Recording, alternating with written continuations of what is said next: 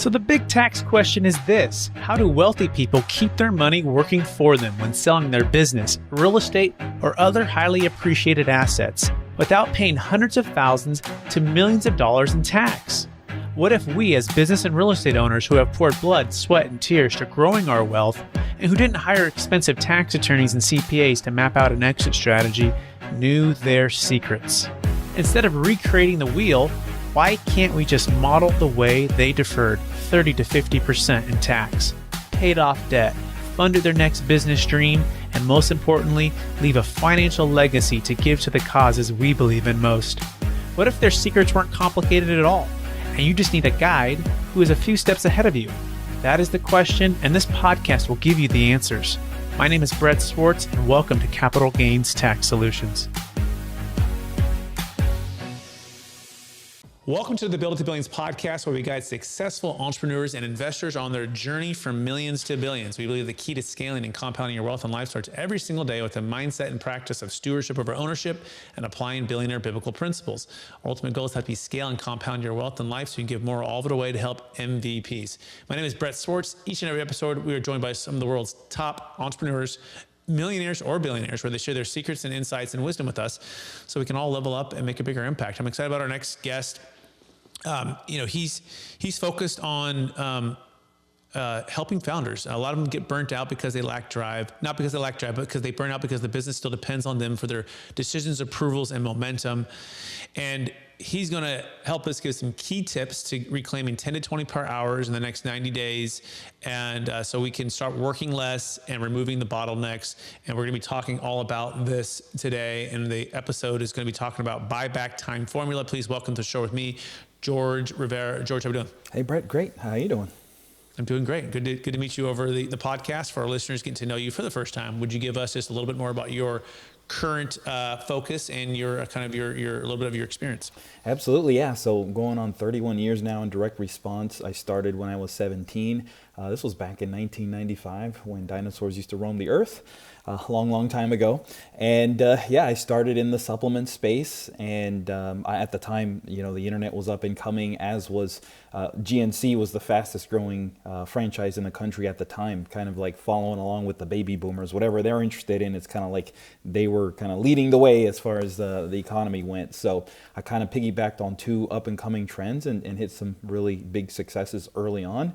And it's the typical entrepreneur journey, it's like, like this. And it's kind of like, hey, welcome to entrepreneurship. That's how life is. Had a number of peaks and valleys, but I circled back into the supplement space about 12, 13 years ago. And it's been a primary place where I've been, as far as making money online for me goes. I started a company 11 years ago now.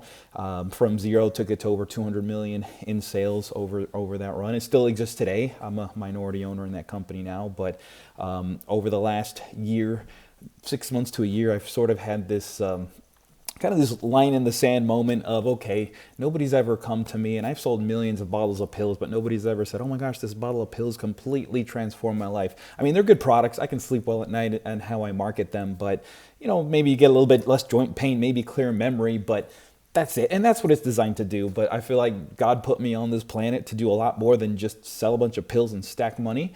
So over the last 6 months, I'd say I've come out with this movement called Buyback Time Formula. Happens to be a book by the same title. And it's basically for cash-rich, time-poor people, basically the me of 10 years ago, where I built myself in this founder prison. I didn't really know how to get out of it, and everything sort of depended on me because that's how I built it. I didn't know any better. And over the course of a couple of years implementing the frameworks that I now teach, I didn't know anything about frameworks or bottlenecks or even the buyback time formula, but I implemented that, and I more than doubled my business from 20 million in 2018 to just shy of $50 million in 2021. But as opposed to working 80 hours the old way, the new me is like semi-retired, never working more than 30 hours, and then really pouring into my family. And so kind of a super high level, but going back to how nobody ever said anything about the pills. Well, now people are saying, oh my gosh, I didn't realize how much my presence meant to my kids. And, so that puts a smile on my face, that satisfies my soul, gives me some purpose. and it's also helping people. So I feel like it's a win-win. But yeah, threw a lot out at you. So wherever you want to pick it up from there. That's awesome, George. Thank you so much. By the way, you can learn more and get going on what Mr. George is speaking about by going to buybacktimeformula.com, buybacktimeformula.com. Let's just dive into the topic. What's the number one secret to the buyback time formula? Yeah, really. The first thing is you got to be aware of where you are spending your time. So the first thing to do is really take an audit of your time. I call it the freedom audit, but it's really just an audit of the last 2 weeks. And if you're like me, you hear that and you're like, oh my gosh, well, I have things on my calendar, but I can't really tell you specifically what I did the last 2 weeks. So, okay, we'll start now. And then for the next 2 weeks, you document everything. Pretend there's a camera on you. And you write down things as simple as I woke up at this time, brushed my teeth, went to the bathroom, made breakfast, and then got to work. Because if you start to essentially think too much about should I even jot this task down, then you're not going to get an accurate reading, and you'll start to see patterns in the first 1 or 2 days to sort of give you, okay, now I see I'm doing some things I shouldn't be doing, but a 2-week timeline is enough to really solidify what it is you should not be doing. So really, that's the first step. You got to identify that, and then you give yourself a dollar per hour value. In my case, I'd say anywhere from $1,000 to $10,000 per hour is my real true value when I'm like working on the stuff that me as the founder should be working on. Now, there's other things that I identified when I did this for myself that I was doing, working on things like merchant accounts and helping out with customer support and techie stuff, all super important stuff, but it shouldn't be the founder involved in those things. And so when I did my own audit, I was working 80 hours a week. And what I realized was that 40 of those hours, so like half the time, was on tasks that were $50 an hour and under. So not a mathematician, but $50 per hour times 40 hours is $2,000 per week. So for $2,000 per week for a business generating $20 million a year and very profitable, that's kind of the trade-off is kind of obvious there. So there's an element of the entrepreneur that also doesn't want to let go of certain tasks, even though you shouldn't be doing it.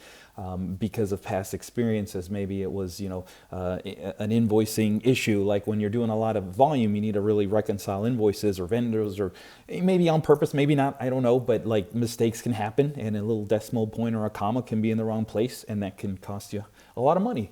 And so you have to have the right people in place to trust, to delegate to, so you minimize those type of things, because that's why we tend to hold on to those things. So at a high level, those are the first couple of things that I would do. Audit your time, and then give yourself a dollar per hour time so you know what you can not do, and then delegate that properly. And so I like the way you broke that example down for audit your time, right? So like literally, like from the time you wake up to the time you eat breakfast to the time you work out, or the time whatever it is, and you just, and like there's a camera on you, and you're just reporting, so and so, being in the third person, I did this, did that, or that person did this or that, and that's how you do that for 2 weeks. And then on the other side of it, you give yourself a dollar per hour. You figure that out, right? Maybe based upon their size of your company, all the different things, right? Maybe another formula for that. But then once you establish that, then you look at comparison. Okay, what am I trading that's profitable for what's priceless, of course, with the family? What am I trading that's a bad trade, right? That's a $50 per hour versus what the value. Is that a fair summary so far on those first kind of 2 steps? Yeah, exactly. And then once you figure out the stuff you shouldn't be doing, then there's a whole nother process for that I can get into.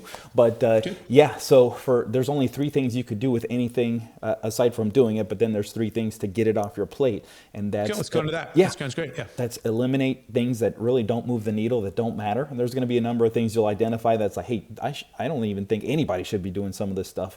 And then the next thing is automate anything that repeats. And of course, with AI, that go into numerous things on ways on how to do that. And then the last thing is delegate. And had I heard that 10 years ago, I would have said, yeah, I'm delegating, and everything still bounces back up to me. So there's a proper way to delegate, and it's delegate with ownership. You need to show your people, assuming you hire the right people, which is part of the process as well, but you need to show them exactly what does the outcome look like, not just here, do this task, and then they're kind of like bouncing back and forth. Does it look okay? And that's like sucking you back in. You need to show them what the outcome looks like, and then you give them the freedom and the liberty to improve upon that task and make it more efficient. And so by doing that, you'll essentially reduce a lot of that, hey, does this look good, or how do you do this? And you give them the ownership to improve upon it. So that high level, that's kind of what you do with those things that you shouldn't be doing. Okay, got it. That's great. That's great breaking down. So eliminate things that don't matter anymore, or for you or for your team, and then automate anything that's you're repeating right through AI, and then delegate the remaining to team members that are the proper team members, and then the proper way to delegate is to make sure that ownership and the actual outcome is very clear. They understand it. Is that a fair summary so far? That's it. Yeah. Okay, so your buyback time formula. Walk us through how you guys personally help entrepreneurs implement this, execute on this. Is that kind of the service what you guys do now? Yeah, so basically it all starts with the book, and it's buybacktimeformula.com. There's a link to my book. It's free, just cover shipping. I mean, you could say it's like $9-10 all in.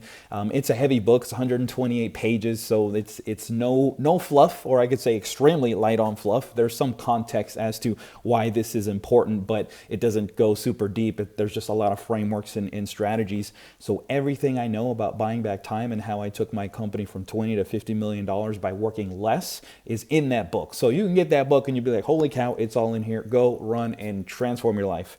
I know there's some people that will get that book. And if you're like the me of 10 years ago, I say cash rich, time poor, you're going to say, oh my gosh, great book. Help me. I don't even know where to begin. Then they can reach out to me. All my socials are available on that page, as well as my contact info is in the book. But yeah, the book has it all. There's no like, go here to buy the $10,000 thing that tells you the real big secret. It's all in the book. Okay, great. And then, but you mentioned they could also connect with you. I mean, your team coaching, like, is there additional, support for implementing all of this? To make sure I caught that Absolutely. piece. Yeah, there's additional support. I have some video tools and programs that, kind of go deeper in some of the concepts. But yeah, like I said, there's going to be people that get it and like, great, yeah, I got the blueprint right here. I just don't have the time to implement it. And so where do I start? How do I begin? And yeah, they can reach out to me and I can walk alongside the person, Cool. one-on-one and like hold them accountable, walk them through the journey. At the end of the day, the goal, and this is how we know we've achieved transformation, is the ability to take a 2-week vacation pretty much off the grid. I mean, we're going to install like a true number 2 where everything like goes up to and it doesn't penetrate unless there's like some severe thing that only the business owner or the founder can actually help in. And I struggle to find an example because this never happened to me, and I've been doing this for years. But sometimes you're like, well, what could penetrate that? I'm like, I don't know, maybe like a banking issue where the founder's like the signer and they need the signer to come in for something. But I'm struggling to find any other examples, maybe a legal issue. But yeah, it's never happened. Let's dive in a little bit more. That makes sense. Let's dive a little bit more to the automate right now, and give us kind of where, I mean, AI is obviously accelerating at a rapid pace. It's changing the world as we know it. What has been maybe the best 1 or 2? Is it ChatGPT? Is it Notebook LM? Is it creating the bot? Is it hiring the group to create the bot? Create the agent? Like, what are you finding like right now is the best way to get AI to replace the repeatable stuff in your business? Yeah, personally, I use ChatGPT and Claude. Obviously, like the paid subscriptions for just a lot of emails and content and some strategy and things like that. I've hired people to assist with like agents and automating certain processes. Like, for example, my son has a podcast. He just turned 11. He's interviewed like 25 people before the age of 11. A lot of people in my network, so it's a whole other side thing. But there is a process. As you know, you have a podcast as well. Like once you record it, there's the editing and all the thumbnails and posting and all that stuff.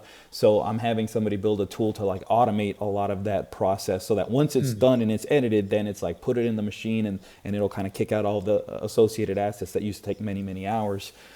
I can explain it high level, contextually or like technically it's difficult because there's all these different AIs that need to interact. But the easiest thing to do these days is just talk into ChatGPT or Claude and say, this is what I want to do.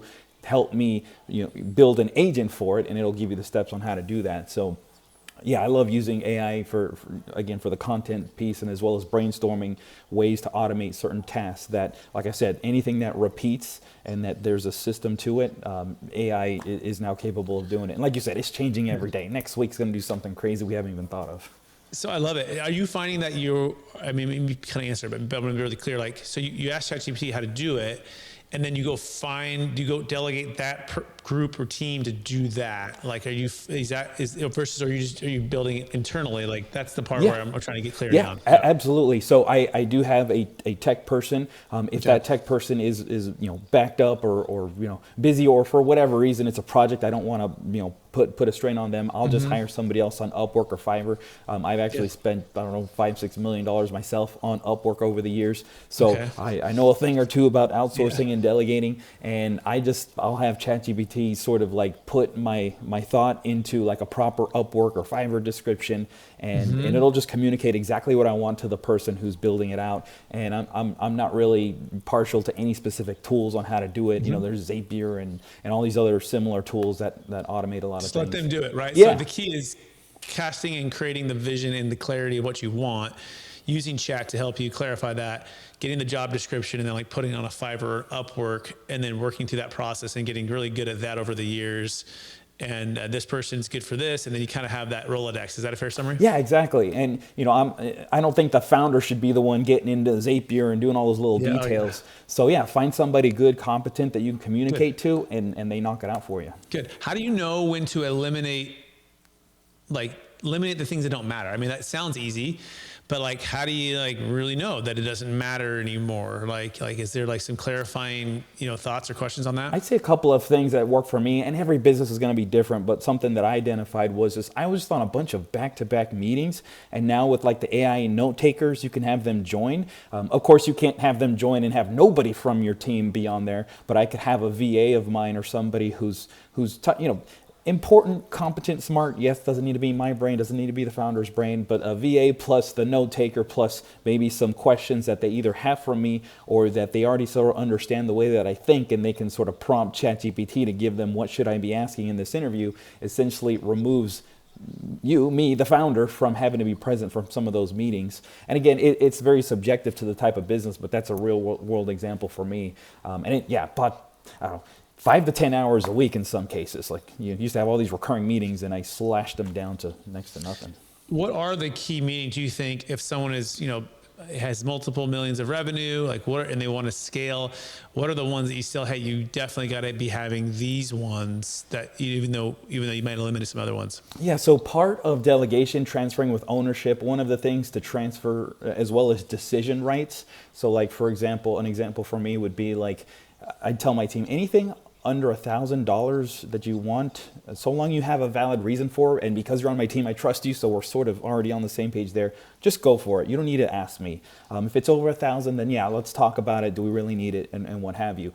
Once a week, we have a meeting. It's Thursday mornings, 15 minutes, and we go over, okay, what did we buy? What did we invest in for the week? Did it work out? Yes, no. Do we keep it? So, you want to give them the liberty to make those decisions so that they can move quickly, but you also don't want to be like, okay, well, we've got all these tools on $500 a month recurring. That adds up to a lot of money at the end of the year. So you want to have a weekly cadence. For us, it's once a week on Thursday mornings. It could be every other week. It could be once a month. You find the cadence that works for your company and review all of the decision rights that you allowed your team. And it's just a huddle. It's 15 minutes. There's no small talk. There's no how's the weather. It's like literally you got 3 minutes, or allocate a quick time where they can just get it out. Okay, we're good. Do you need help? No. Next, and you bang it out. Got it. And that's specifically just for decisions on spending.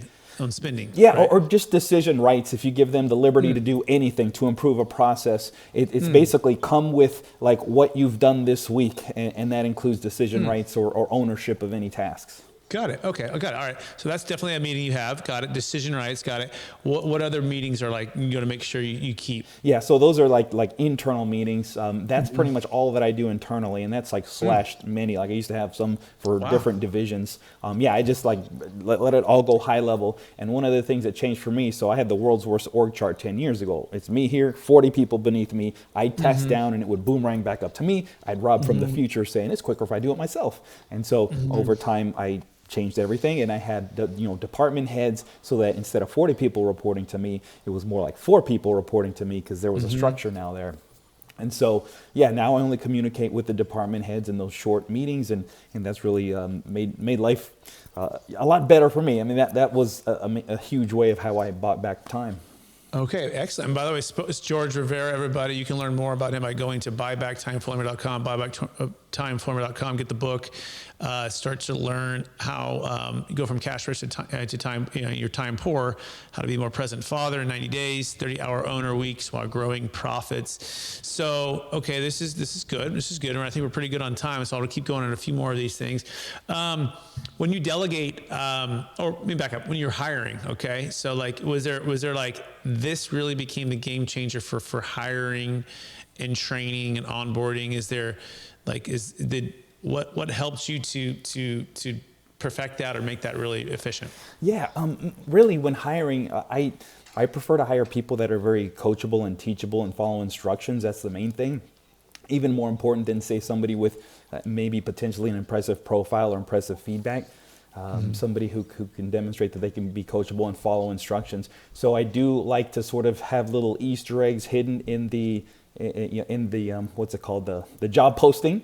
It's like in the middle of it, say, hey, when you reply to this, put the word, I don't know, it might just be some random word like fulfillment or, whatever, something associated to the role that I'm hiring for. That's just a unique word, so that, in their reply to me, it's like fulfillment.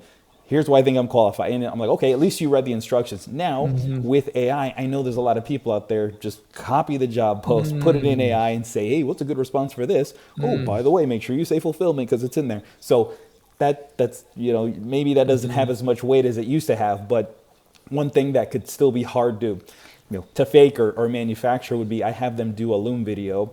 And if they don't do the Loom video, I just ignore it. I'm like, I'm not even going to reply to say, do the Loom video. There's going to be an instruction that says, do the Loom video. Why do you think you're qualified for this job? What experience do you have that you feel like you're qualified? And then tell me something about yourself, something maybe fun or a hobby. And I might throw in like, what's your superpower in life or in business or in work? And you really get to see kind of multiple aspects of the person that you're hiring, kind of different sides of their personality. Then you can watch the video for 5 minutes, and it's like, and then you can, obviously scale to actually spend the time with the one-on-one person if they pass all of those things. That's basically what you're saying, right? Exactly, yeah. So instead of getting 20, 30 applicants like I used to get in the old days, maybe I get 3 or 4 like really good Loom videos, and now I'm like, just, kind of deciding between them instead of back and forth with people because I didn't qualify them initially. By the way, how do you use Loom videos to delegate even training and communicate so you have less meetings? Because that's something we're trying to perfect as well. Yeah, well, one thing that I like to do is any task that I'm delegating that's like something I could screen share is essentially with Loom, I will just record it. I'll take the transcript, I'll copy the transcript, put it in ChatGPT, and I'll say, Chat, make me this beautiful SOP from this process. Because it's a raw transcript, so you want to have it like be done in a step-by-step fashion. Chat will output a very nice SOP for you. Obviously, you want to read it because it might get you 95% there, but there could be a little critical step that you need to tweak. So make sure that it's good. I paste it on a Google Doc that can just be ever living and updating, along with the Loom video, and then I will give the person I'm outsourcing it to 10 minutes. I'll say, hey, I'm here. I got 10 minutes. Watch this. Read through this. Is it clear? And then they'll watch it. Oh, can you answer this, that? Oh, yeah, I must have missed something. Okay, how about now? Clear. Okay, great, we're clear. Now I should never, ever, ever, ever see this again unless we change a vendor or something changes in our process that's fundamental to the task. But this should never come back to me. And if there's a question, we'll discuss it on our Thursday call, but it's yours, you own it. And that, that's the new way. The old me was just, here, do this. And then later it'd come back to me, okay, I'll just do it. And then I'm still paying them and I'm doing their job for them. And that's kind of insane. And I was living insane for years. Oh, that's so good, George. I love that. Yeah. Is it clear? Is it clear? Right. And then really hey, I'm showing you this so that I never have to do this again. Do you understand what the outcome we want here? Right. Yeah. It's something I try to practice with my team. Why am I showing you this? Why are we recording this? Why are we creating this SOP so that I never have to do this again, right? Yeah. And that's okay, because you're right. If we're going to grow the company to another level, I can't be doing these things. This is why you're here. This is important. And it's meaningful for what you're doing. And so that, I think that's so key. I love that. What's CRM? Is there, HubSpot? Is it Go High Level? Do you have any thoughts on that? I'm just kind of curious. Yeah, I'd say these days Go High Level seems to be the flavor that a lot of people are using, and everything seems to integrate well with that. I've used Infusionsoft back in the day. I know they're now Keep. I've used Connective, Limelight, which now they're sticky. So I've used a number of them, but yeah, Go High Level seems to have taken like the best of all those and sort of blended it in. So do you get in there much at all, or your team, what are you spending your time on these days as the founder of the company, right? Like how much do you need to get into email or not get into email, or your calendar, or the Go High Level? Like where do you go? Yeah, I'll look in Go High Level sometimes, like their platforms, just to sort of see like what options I have as I'm creating like landing pages and things. I don't literally create the landing page, but I want to see like the designs and stuff so I can give input for the people that are implementing that. And it used to be, techie people / designers. Now it's VAs can sort of do all this stuff with the proper, training, and the whole Loom SOP thing we just talked about is perfect for that. So yeah, most of my time now is just sort of casting vision, figuring out, okay, what's my content, my messaging going to be for the next week or the next couple of weeks. I like to plan out my content in advance. Like recently, Tony Robbins and Alex Hormozy did an interview like a week, maybe 10 days ago. I'm sure you've heard it. It kind of broke the internet, or at least what I see on the internet, everybody was talking about it. So I like to piggyback on hot topics like that. Like I'll take the transcript of that and then I'll put it in ChatGPT and I'll say, hey, it already knows what I'm talking about. Now here's two heavyweight titans talking about this. Now let's talk about it together. Now help me make content, based on the Alex Hormozy, Tony Robbins interview. And it gives me some great stuff. Like, Alex has made hundreds of millions of dollars, but he was still very unhappy. And so that gives me the ability to say, hey, just because you make money, I know because I lived it. I was doing $20 million and I was miserable. I can relate to that. Maybe you can relate to it too. So it's really good. So I like to just stick to like the marketing and the messaging. Oh, that's so good, George. I love it because, I find that I get caught in between, do I have more meetings? Do I have less meetings? What meetings should I be having? Like we spend like 1 hour every Monday morning. Like it's a leadership meeting where I'm pouring into my leaders, pouring into the team. Like it's a full hour where I'm either grabbing content or I have the content and I'm pouring into, like we did our 100X, cast vision life. And I even stopped to say, hey, the next 15, 20 minutes, you're just going to do that. And we're going to come back together and like helping them to grow as leaders. So how about that? Are you doing that? How are you doing that? Or any other meetings? Because in my mind, I'm also looking to hire like a group that helps to do all these different meetings. And I'm like, is that really me? Like, because I like to just create the content, cast the vision, unblock the roadblocks. And then you have the integrator, you have my operations manager. So it's just, I don't know, it's not a one size fits all, but I just feel like there's not like a clear, this is how you build it, so I'm wondering, it sounds like but you also built to a different level, so I'm not quite there yet, right? I'm a couple million in revenue, right? But we're not sure where you're at. I don't have like the department head, so maybe it's different seasons of the business, right? Yeah, it's different seasons. And I was going to say, if you're looking for somebody to run the meetings for you or to sort of like tee them up, that would be like, have a number two or an operations. Sounds like you have an operations person, but maybe add that to their role or find a person on your team that sort of thrives in organizing people and sort of taking the lead on what meetings are they running? Maybe that's a better question. So your department heads, like which ones are they all running during the week? Yeah, as far as for my supplement company, we've got one running like development, like what are we working on, what's near to be completed, and what's coming ahead. Are there any urgent issues that we need to provide for any traffic platforms or once affiliates? a week for 30 minutes? That's an hour once a week. Yeah, once a week on Tuesdays. And I'm not on that call. Yeah. Right. And they're running basically the pipeline. What's closing, what's not closing, what are we working on? Like it's 1 hour. Okay. Exactly. But I have a note taker that kicks me the notes and in like 2 minutes, I'm like, okay, good, done. And I didn't have to be there for an hour. Good. And then Friday we have a traffic call.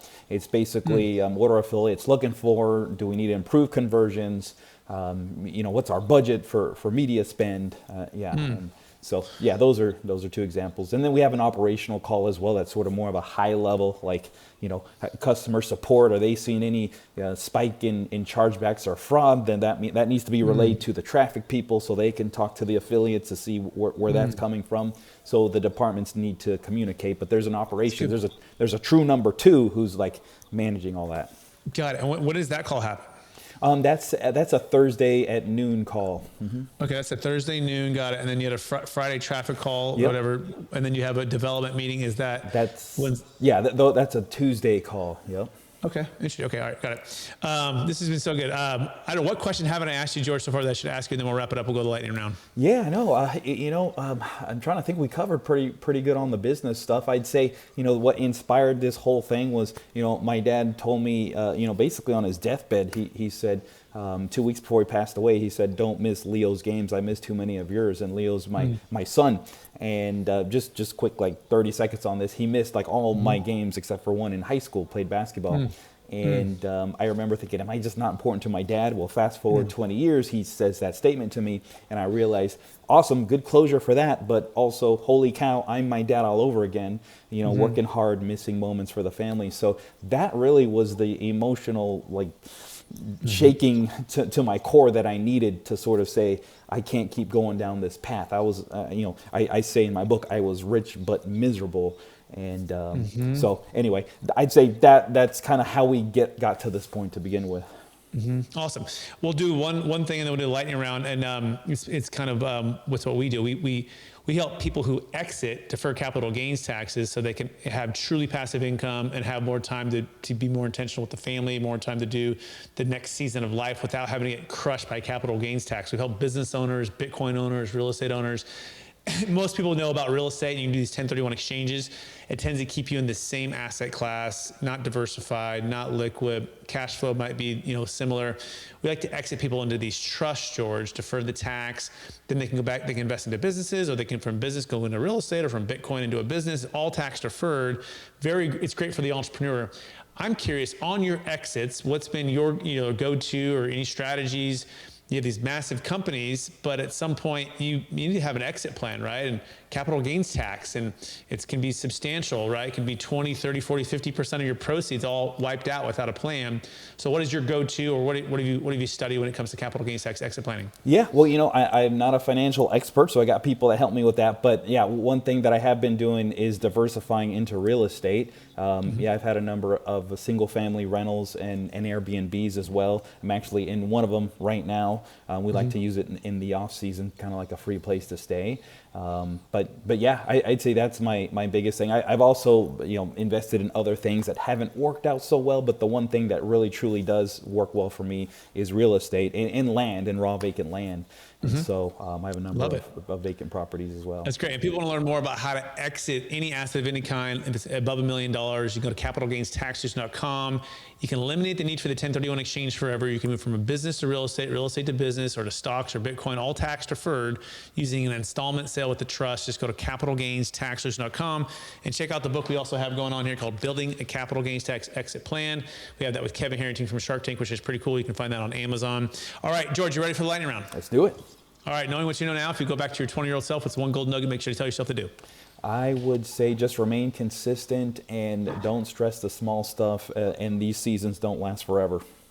Excellent. Next question, number one book besides Buy Back Your Time formula that you've recommended the most in the past year? The Slight Edge by Olson. I'm blanking out on the name. I think it's John Olson.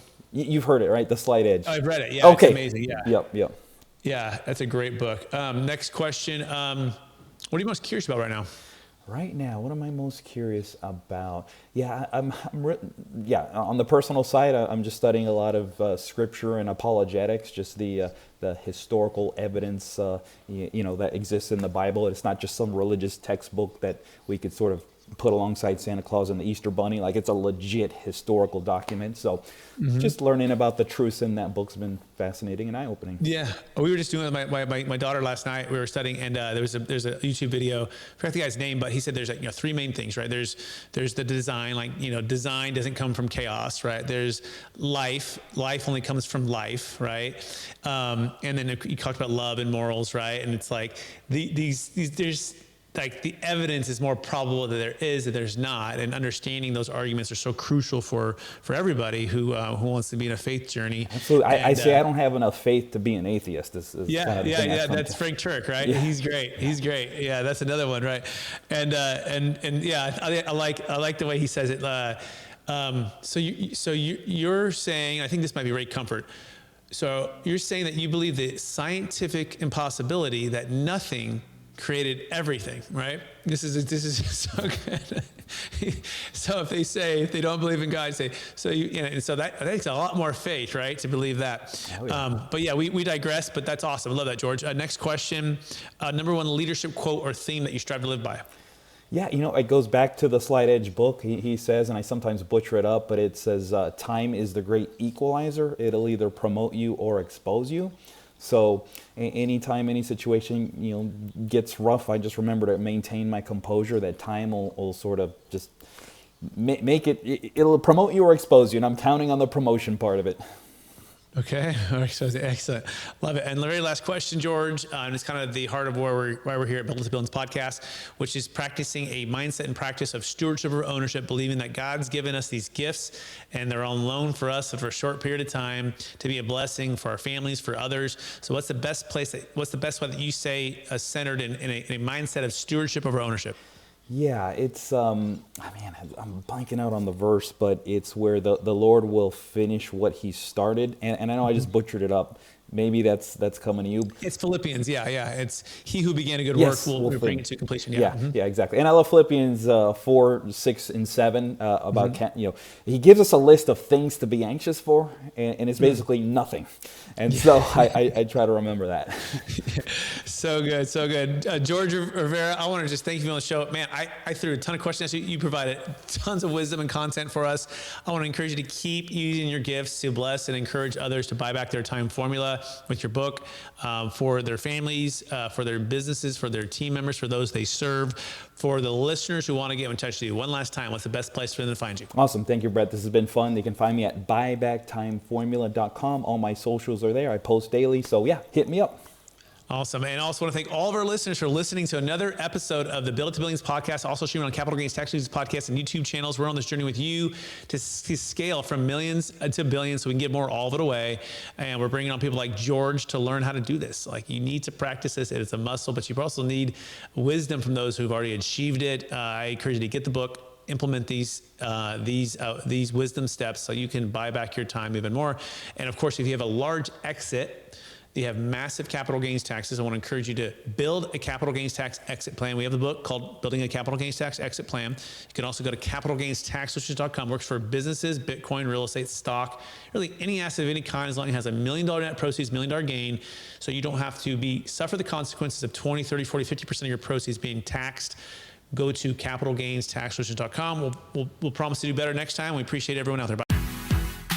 You have just listened to another information-packed episode of Capital Gains Tax Solutions with Brett Swarts.